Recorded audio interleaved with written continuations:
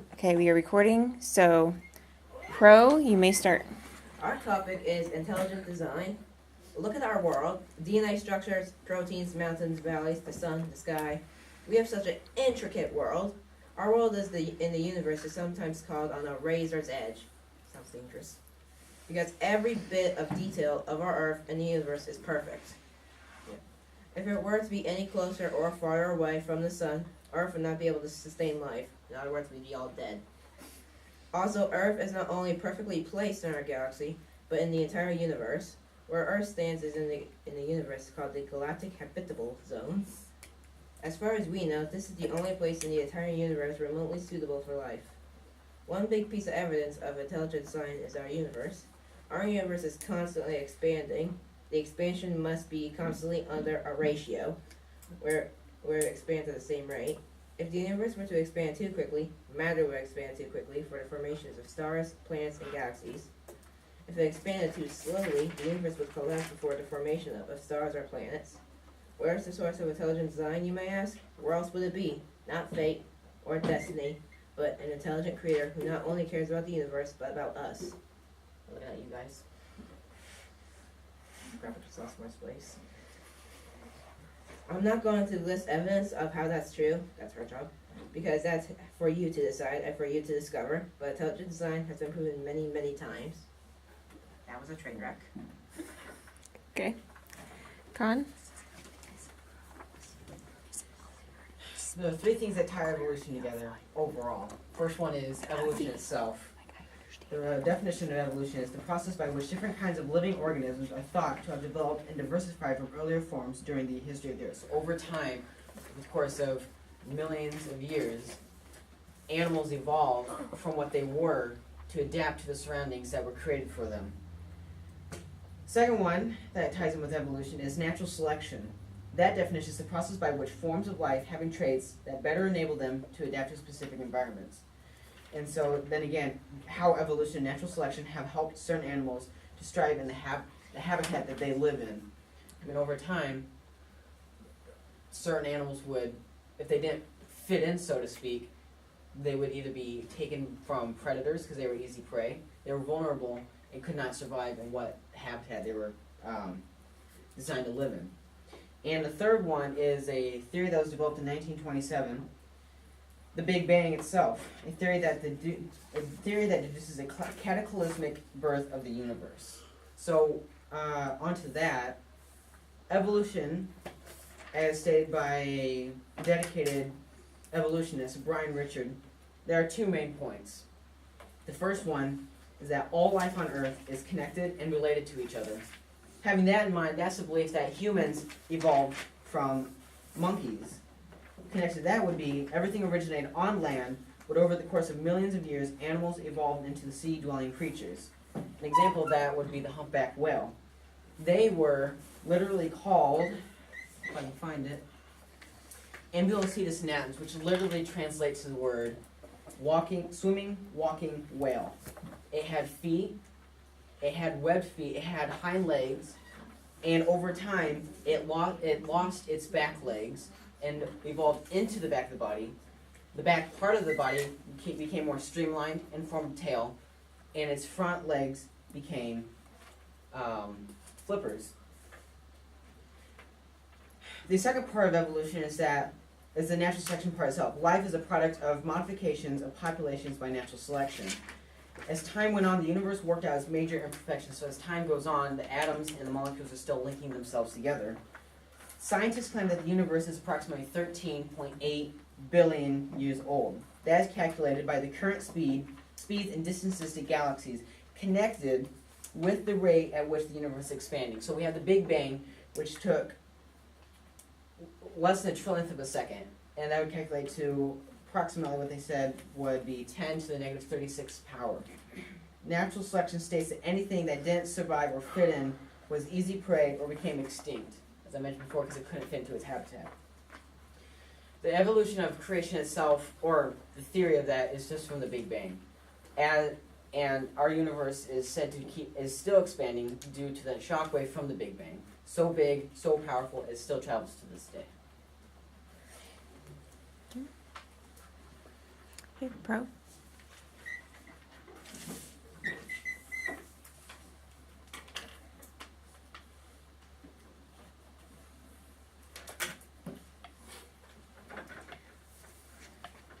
Another piece of evidence is that you said that they just evolved. So they were just automatically perfect and smart. But they had to be complex to have all the things that and know what they needed to survive. Complex DNA mutations occurred a lot during the period to help prove intelligent design. Such models like the tail of the flagella. The tail is really complex. It sits in a tube-like a structure and spins around to propel it like a universe airplane. Don't forget about the stone bug, which pops into 2 minutes with amazing different designs, like the, I don't know how it sounds. Its wings go up and down and stoop claws grab prey and the mouth over its body. For example, take for the example of Marilla being a major discovery along with the flagella for intelligent design.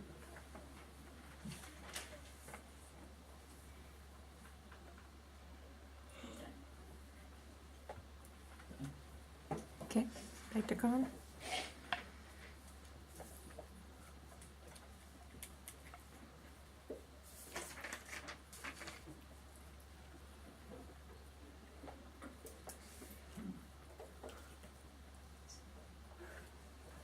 I'll say that I do agree with you that there would have had been something to as far as intelligent design. Doing the research was hard because I'm debating something that I don't fully believe in, but the fact that animals evolved, all of them originally were land animals and evolved into sea-dwelling animals such as the humpback whale, as I mentioned before. And the basis for evolution, the fact that they evolved into what they are now, is based on the fact that evolution has been taking millions of years. The universe itself is billions of years old. That theory has been around since the mid-19th century, and the ideas came from a man named Charles Darwin. He stated that natural selection chose certain animals to evolve into what they are now. So each animal has a different selection of what they become, or what would happen to them. Like, for instance, if you have a family of mice, you have black mice and you have light tan mice, but they live in a black background, so to speak, a black habitat. Black mice, and this is how they would describe a simple way of saying natural selection. Because the tan mice stand out from the black surrounding, they are easy and over time easy to catch, and over time they would disappear. And so having that in mind, when they reproduce, you're having more black mice, and then eventually all the brown mice or tan mice disappear. Natural selection itself makes small changes in a certain animal. It makes changes in color or sizes of that particular animal. It is referred to as microevolution. Given time, more changes occur to certain animals. Macroevolution, which is the evolution of a bigger scale, turned dinosaurs into birds, amphibious mammals into whales, and according to evolution, apes into humans.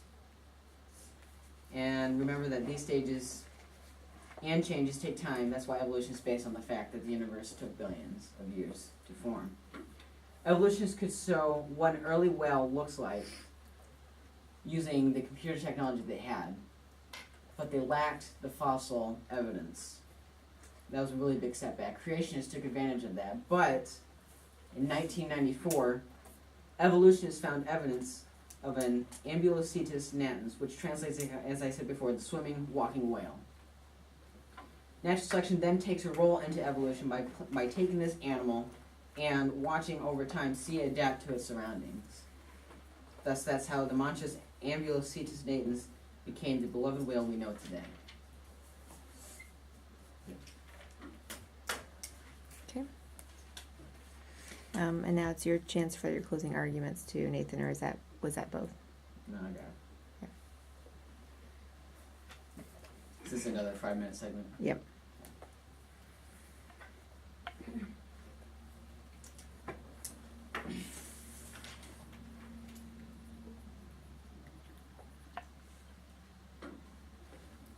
Intelligent design, well, no, actually, natural science in itself has two explanations. One, natural law and chance. The natural law is the principle of or bodies of laws considered or as derived from nature, right reason, or religion, and is ethically binding in human society, or an observable law relating to natural phenomena. This is a natural world. We're natural people. We live on it. We're imperfect beings in an imperfect universe. It's still working out its kinks as the shock wave, as the evolutionists would call it. It's still working out its kinks.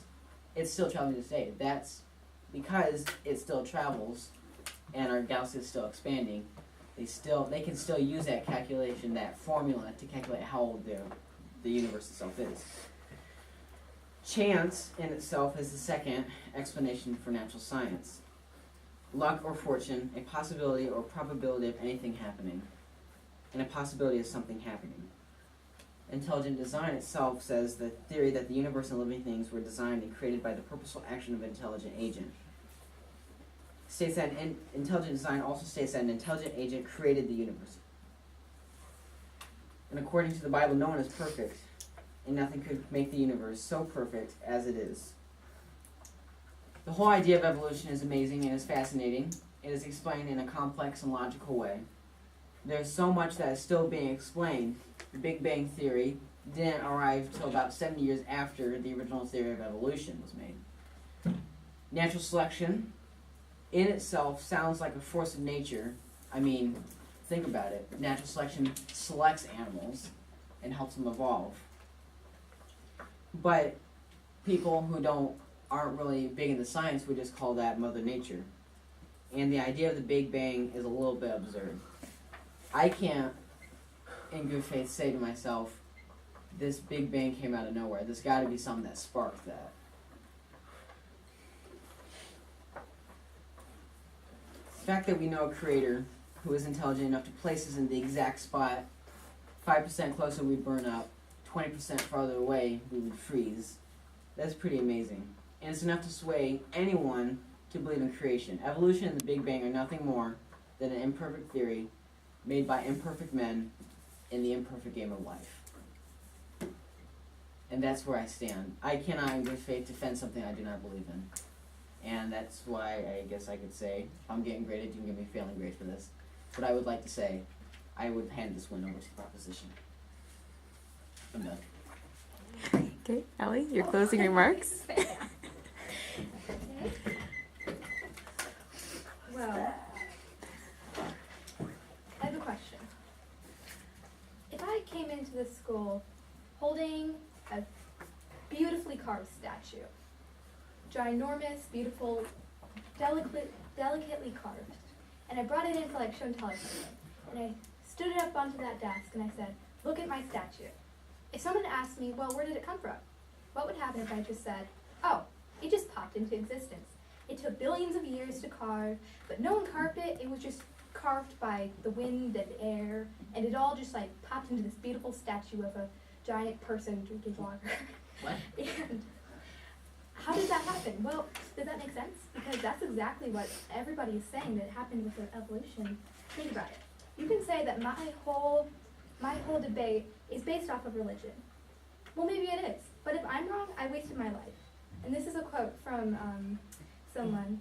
It's, I'm wrong, I wasted my life. And if you're wrong, you wasted your eternity. Because nothing like as big as the universe, or the earth, or the universe, or anything such big, delicate, could happen just by the snap of fingers or by evolving. And how do you believe that? I mean, how could that happen by chance? In the form of evolution, imagine that I also brought in this giant bucket of marbles that by Hansen Marble Inc. If I said that all of the colors of the rainbow are in this jar, I believe it because the Hansen Marble Inc. told me that. But I pass this around and I tell you, okay, well, choose a marble out of the jar and say what color you have. If I pass it around and everybody was saying different colors like green and purple and stuff like that, well, nobody said blue. And so I call the Hansen Inc. and I say, well, there's no blue in that jar. And they say, oh, it's in there, just keep looking. And I pass it around again and no one finds it. No one finds it at all. They just say, oh, it's in there, you're just not looking hard enough. But it's not.